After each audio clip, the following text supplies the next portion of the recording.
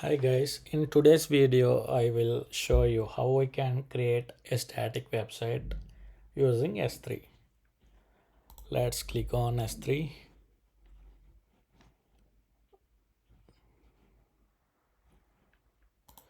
Let me refresh this page. Let me go to buckets and I am creating a new bucket in the US East 1 region.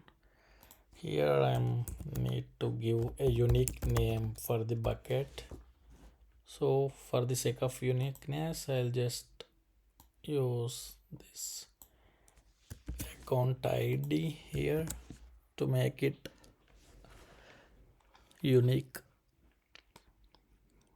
Okay, objects, block all public access. See, since you are uploading a static website into your S3 bucket, you have to unclick this.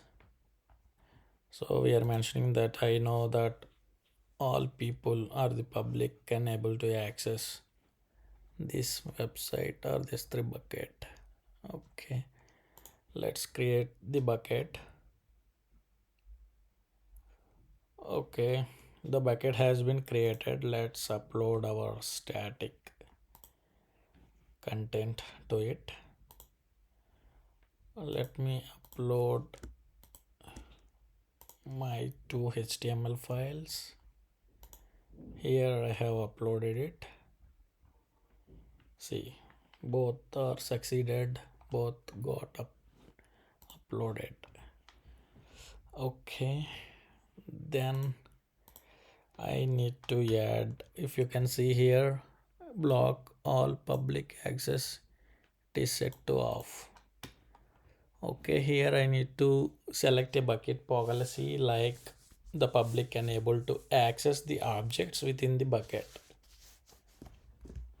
So let me add a bucket policy. If you don't know how you can write the syntax of it, don't worry, there is a policy generator here. It will generate the policy for us. Here I'm stating it as S3 bucket policy.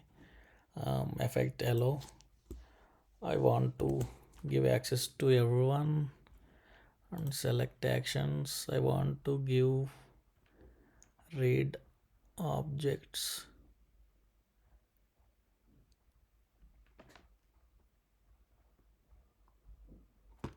I want to give get objects so everyone can able to access index dot html plus error dot html.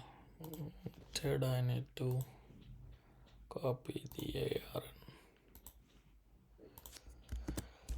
Here I want to list all the objects so anyone can able to access the list of objects within that bucket. Let's generate the policy.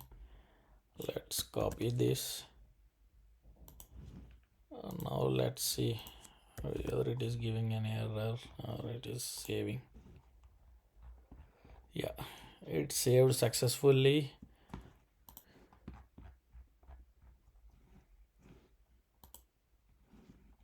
See, here I have to enable static website hosting. Index document error document. Here I need to tell that what is the index HTML and what is the error HTML. Save changes. Successfully edited static website hosting. So I have selected static website hosting option and I have enabled it, and also I told them about the route where it has to go. If he clicks on this one, it has to go index.html, and if there is any kind of non-indexed value, then it has to go to error message. So I selected that. Let's see whether it is working or not. Yeah, it is working. Suppose if I give any non-existing value, some xyz html, what it is saying, it is redirecting to error page. So in this way we can host our static website in S3.